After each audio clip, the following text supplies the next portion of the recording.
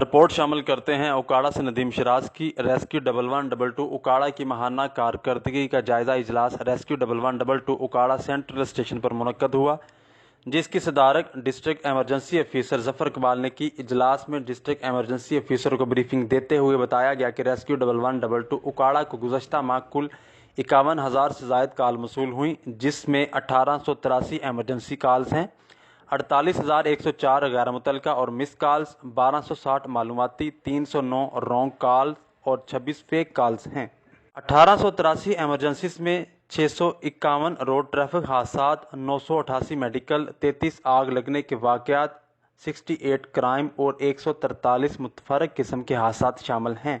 Road traffic حادثات میں 739 افراد متاثر ہوئے، جن میں 13 افراد زخموں کی تاب نہ لاتے ہوئے جاں بحق ہوئے۔ 135 افراد کو موقع پر ہی ابتدائی طبی امداد دی گئی اور 591 متاثرین کو طبی امداد دیتے ہوئے ہسپتال منتقل کیا گیا۔